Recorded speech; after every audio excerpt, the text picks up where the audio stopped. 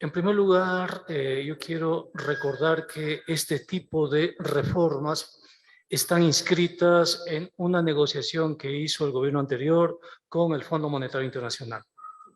Y si nosotros revisamos cómo se conoce el benchmark del Fondo Monetario Internacional, ahí consta incluso la fecha en la cual tiene esta reforma que será aprobada por la Asamblea Nacional. En otras palabras, estamos cumpliendo una condicionalidad establecida por una institución financiera internacional cuyos contenidos subyacen y están en el acuerdo que suscribió también el actual gobierno en la segunda y tercera revisión de hace 2 meses. Con este antecedente general quiero expresarles, señores asambleístas, mis preocupaciones con 3 temas que me parecen importantes a ser señalados de la presente ley. El primero tiene que ver con el riesgo moral al que esta ley le somete a la sociedad. El segundo tiene que ver con la regresividad que incorpora la ley de régimen tributario interno, y lo otro tiene que ver con la inconstitucionalidad que está presente en la disposición general séptima. Bien, aquí en la propuesta de ley consta, como ustedes bien conocen, algo que se denomina regularización de activos en el exterior. La regularización de activos en el exterior significa que los activos en el exterior que han salido del país para eludir el control de las autoridades y la regulación de las autoridades tienen la puerta abierta para retornar. ¿Qué significa eso? Significa que el Ecuador genera una señal a nivel nacional y a nivel mundial para permitir el blanqueo y el lavado de dinero. De hecho, si ustedes revisan, por ejemplo, la disposición general segunda de esta ley, ustedes van a advertir que ahí se especifica que en el caso de las personas que hayan repatriado capitales y estén vinculadas a extorsión, narcotráfico, corrupción, trata de personas, tráfico de armas, armas nucleares, armas biológicas, etcétera, eso está en la disposición general segunda. Ahí dice el SDI va a realizar una reliquidación. ¿Qué significa esto? De hecho, si nosotros vemos el artículo 20 de esta propuesta de regularización de activos, nosotros también vamos a ver que se establecen ciertas excepciones. Excepciones para las personas que tengan sentencia por corrupción. Excepciones para funcionarios públicos y excepciones para los países que estén en la lista del GAFI. Con este capítulo y con esta propuesta, señores asambleístas, le estamos diciendo al mundo que el Ecuador, que además es un país dolarizado, abre sus puertas y ventanas para el blanqueo y para el lavado de dinero. Imagínense ustedes en un contexto donde los ecuatorianos en este momento estamos viendo las consecuencias del derrame de la crisis carcelaria en las cárceles y estamos inseguros para transitar en calles, para ir a centros comerciales, etcétera. Imagínense ustedes estas estructuras mafiosas que son altamente sofisticadas, que tienen una cantidad enorme de dinero, que un país les permita la repatriación. Imagínense no solo eso, sino que ese país al mismo tiempo les abre la posibilidad a esos capitales para la inversión en petróleo, para la inversión en telecomunicaciones. Es grave, sumamente grave, sin considerar el hecho de las consecuencias macroeconómicas. Digamos que de los 35.000 millones que tiene registrado el Servicio de Rentas Internas en activos en el exterior, regresa un 20%, 7.000 millones. Si esos 7.000 millones ingresan al país, el sector real de la economía no tiene capacidad de absorberlos. Al no tener capacidad de absorberlos, los bancos generan un pasivo y tienen que inflar el colateral. ¿Qué significa inflar el colateral? Significa que la persona que accede a un crédito tiene que inflar el tamaño de la garantía que le entrega el banco. Eso se llama crisis inmobiliaria y eso genera una crisis como la que pasó en Estados Unidos con la subprime. Señores y señoras asambleístas, no permitan que el Ecuador se convierta en un ejemplo mundial para el blanqueo y el lavado de dinero, de verdad. Sean firmes, sean contundentes y díganle al gobierno no.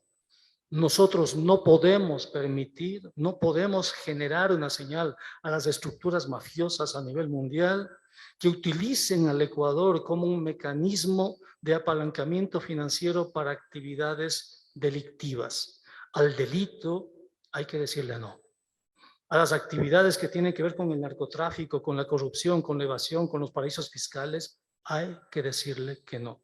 Espero de verdad, de todo corazón, que ustedes como asambleístas le den una señal contundente al pueblo ecuatoriano, que está muy indignado en este momento por todo lo que significan los Pandora Papers, muy indignado. Espero que ustedes sean consistentes y al menos este capítulo le permitan al país respirar, porque no tienen idea, señores asambleístas, si nosotros abrimos una ventana, un resquicio a estos capitales. Se nos comen toda la economía.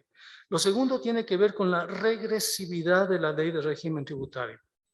Esta ley, señores asambleístas, golpea a la clase media.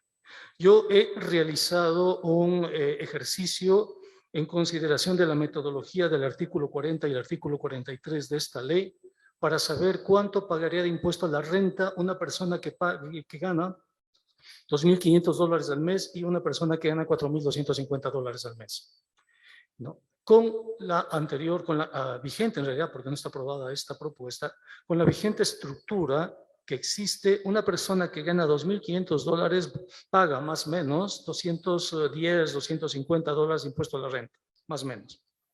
Con la nueva propuesta, esa misma persona pasa de pagar $210 a pagar $2.600. Asambleístas, ustedes están a punto de darle un garrotazo a la clase media, a punto. Fíjense ustedes, la diferencia entre 210 y 2.600 es de 11 veces. Pero cuando yo hago el ejercicio con respecto a las personas que van a ganar 4.250, su impuesto a la renta actual es de 3.200. Con la nueva ley pasa a 7.400. La diferencia sube a 1.3. ¿Qué significa esto? Significa que quienes van a hacer el mayor esfuerzo tributario va a ser la clase media. Señores asambleístas, no golpeen a la clase media. Porque si golpean a la clase media, sobre todo a esos sectores que realmente viven con las justas, están golpeando a los comerciantes, están golpeando a los industriales, están sometiendo y perpetuando las condiciones de recesión de la economía ecuatoriana. Les pedimos que sean consecuentes y en este caso, defiendan a los sectores que pueden constituirse en el motor de la reactivación económica. No permitan que caiga un garrotazo fiscal a la clase media. No permitan eso. Ya el pueblo está realmente desesperado con el absurdo incremento al precio de los combustibles. Stricto sensu, señores asambleístas, es real. No hay subsidio a los combustibles. Hay diferencia entre la importación y el precio de venta que se compensa dentro del modelo de negocios con la exportación de derivados. No hay subsidio. Lo tercero que me preocupa a mí es la inconstitucionalidad. Como ustedes saben, la Constitución es, creo yo, lo que nos define como contrato social, lo que nos define como sociedad. No podemos violentar este texto denominado Constitución, no hay cómo.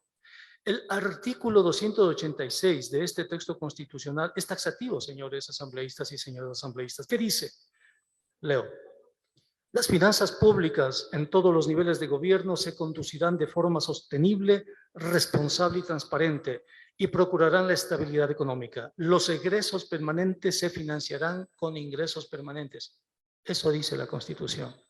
¿Qué dice la disposición general séptima? Leo lo que dice la disposición general séptima para que ustedes visualicen lo que es lo que yo denomino la inconstitucionalidad y no lo permitan.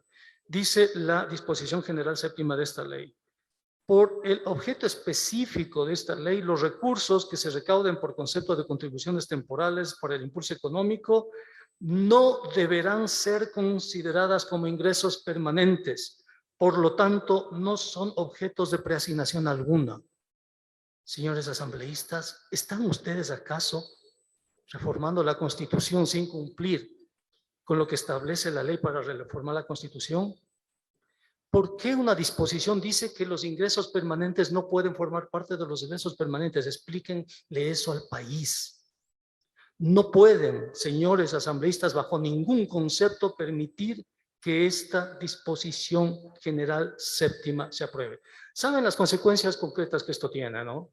De acuerdo al informe emitido por Olga Núñez del Ministerio de Economía y Finanzas, está previsto que estas nuevas medidas económicas impliquen ingresos adicionales por 1.400 millones de dólares, adicionales.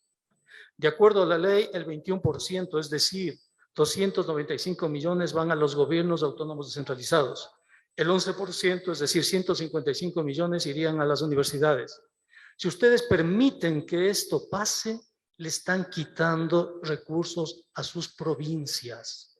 295, casi 300 millones le están quitando a sus provincias.